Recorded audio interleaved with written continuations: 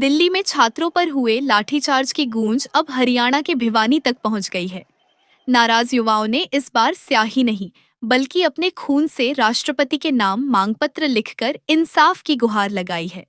उनका कहना है कि जब आवाज सुनने वाला कोई नहीं मिला तो मजबूरी में खून से अपनी पीड़ा लिखनी पड़ी। भिवानी में युवा कल्याण संगठन और स्वतंत्रता सेनानी कल्याण संगठन के बैनर तले जुटे युवाओं ने चंद्रशेखर आजाद और बाल गंगाधर तिलक की जयंती पर अपने खून से राष्ट्रपति के नाम मांगपत्र लिखा। प्रदर्शनकारी युवाओं का आरोप है कि पेपर लीक ने लाखों छात्रों के भविष्य को प्रभावित किया, लेकिन अब तक जिम्मेदारी तय नहीं हुई। उनका कहना है कि लंबे समय तक शांतिपूर्ण आंदोलन और प्रधानमंत्री से कार्रवाई की उम्मीद के बावजूद कोई ठोस कदम नहीं उठाया गया। युवाओं ने केंद्रीय शिक्षा मंत्री धर्मेंद्र प्रधान के इस्तीफे की मांग दोहराते हुए कहा कि अब यह लड़ाई किसी एक संगठन या व्यक्ति की नहीं, बल्कि देश भर के छात्रों की आवाज बन चुकी है। उन्होंने सभी युवाओं से अपने अपने शहर और गांव में शांतिपूर्ण ढंग से आंदोलन जारी रखने की अपील की। देखिए, आज दो महापुरुषों की जयंती थी, चंद्रशेखर आज़ाद जी की और बाल गंगाधर तिलक जी की। उस जयंती पे हमारे भिवानी जिले के नौजवानों ने महामहिम राष्ट्रपति को लेटर लिखा है खून से। वो क्यों लिखा गया है उसका कारण मैं बताता हूँ कि उन्होंने देखा है कि आज 26वां दिन है, लगातार 26 दिन से देश का प्रधानमंत्री जिसके हाथ में मंत्री की पावर हटाने की सीधे तौर पर धर्मेंद्र प्रधान इसके लिए दोषी है। नौजवानों की मांग भी यही है, पूरे देश की भावना भी यही है कि पेपर लीक हो गए, जिससे लगभग 25 लाख नौजवान हमारे बेटा बेटियों को दोबारा पेपर देना पड़ा।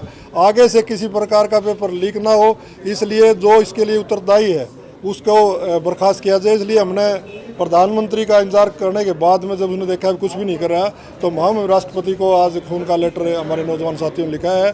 और मैं एक बात और कहना चाहता हूँ, ये नौजवान संयम में रहकर, अनुशासन में रहकर ये लड़ाई लड़ेंगे और 200% जब तक प्रधानमंत्री इसको ना धर्मेंद्र प्रधान को बर्खास्त नहीं किया जाएगा तब तक ये एजिटेशन चलता रहेगा गांधीवादी तरीके से। इसलिए हम सभी नौजवानों ने संकल्प लिया है कि जहाँ भी प्रदर्शन होगा, चाहे जंतर मंतर पर हो चाहे दूसरी जगह, गांधीवादी तरीके से उसमें हिस्सा लेंगे।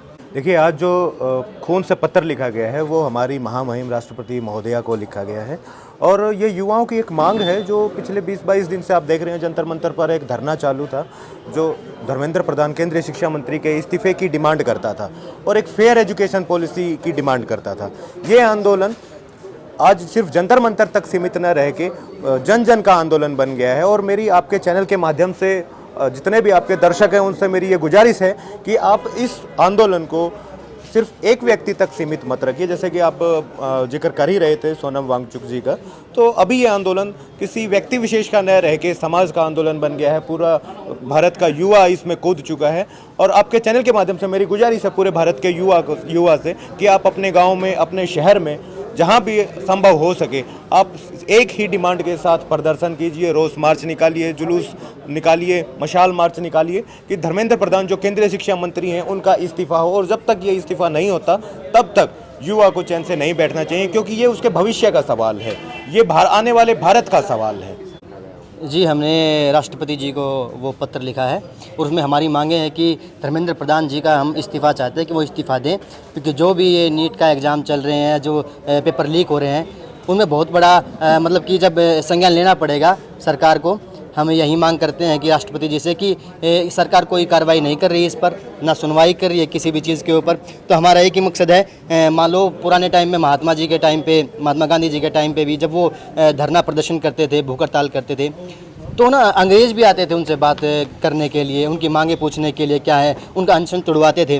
तो मतलब ये सब सरकार है, हमारी बीजेपी सरकार है, ये बिल्कुल भी उस पर कोई भी कार्रवाई नहीं कर रही, ना सुनवाई कर रही है, ना अगर उनसे बात कर रही है। जितने भी नीट के पेपर में जितने भी बच्चों ने सुसाइड किया, आत्महत्या की है, उनसे, उनके घर वालों से भी बात नहीं कर रही है। उनसे जाकर बातचीत करिए, उनका थोड़ा है ना कि भाई हौसला बढ़ाइए उनका कि भाई सब ठीक हो जाएगा, उनसे बातचीत करके। और धर्मेंद्र प्रधान जी का इस्तीफ़ा ले, ये ज़रूरी है। आंदोलन को लेकर कर रहे थे उन्होंने तो कहा कि केस वापस ले ले, वो अपना अनशन आंदोलन वापस ले लेंगे। क्या लगता है खत्म होगा अनशन? देखो, सारी मांगे पूरी हो जाएंगी और धर्मेंद्र प्रधान जी इस्तीफ़ा दे देंगे तो शायद ये अनशन खत्म हो जाएगा। उनकी मांगे तो सुनो कम से कम, क्योंकि सरकार सुन ही नहीं रही है। जब तक सुनेगी नहीं मांगे तो पूरी कैसे करेंगे।